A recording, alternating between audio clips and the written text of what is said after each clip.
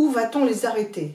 À chaque fois qu'il y a un nouveau texte sur le droit du travail, il y a une louche de reculs sociaux considérable et on vient d'avoir avec le Parisien connaissance des grandes lignes de ce qui devait être l'avant-projet de loi pour des ordonnances.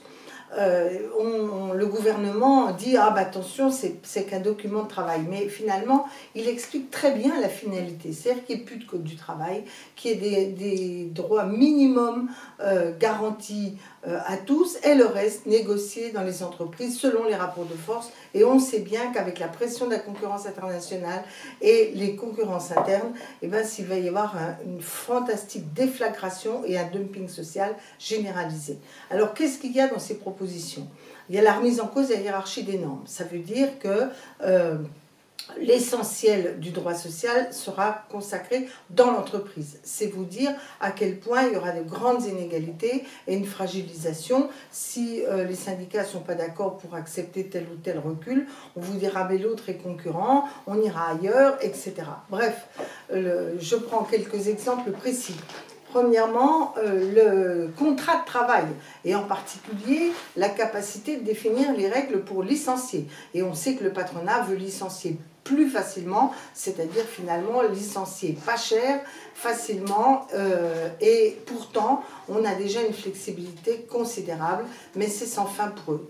Deuxième phénomène, on a dans la durée du travail, et pas tellement seulement la durée du travail, mais le seuil de déclenchement des heures supplémentaires. Ça veut dire que toute une série de gens vont pouvoir travailler plus en gagnant finalement une très faible augmentation de leur salaire, voire pas du tout, si le déclenchement des heures supplémentaires est trop tardif.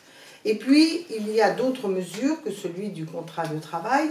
Il y a l'idée que si les syndicats ne sont pas d'accord, eh bien, il pourrait y avoir un référendum à l'initiative du patron.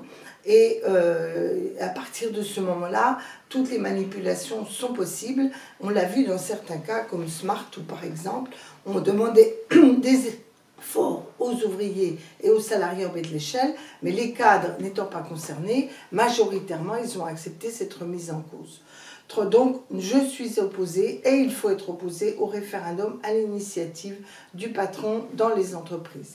Troisième sujet, qui est la forfaitisation ou le plafonnement des indemnités de licenciement en cas de licenciement abusif. C'est-à-dire, il y a eu abus, et la justice serait bridée pour ne pas faire que la peine infligée au patron délinquant soit proportionnelle d'une part à la faute commise et d'autre part à ses capacités à la réparer.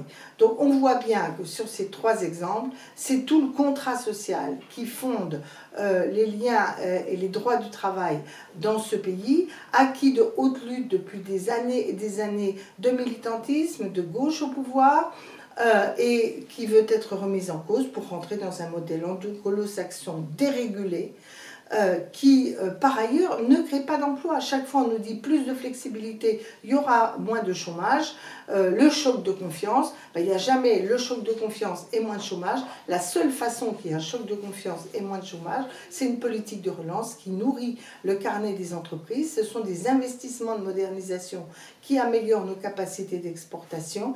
Mais ça, évidemment, ce n'est pas ce que souhaitent les libéraux. Et donc, la bataille doit être menée tout de suite. Pour ces législatives, ne donnez pas une majorité à Emmanuel Macron pour détricoter encore davantage le cadre du droit du travail et les conditions de vie de nos concitoyens.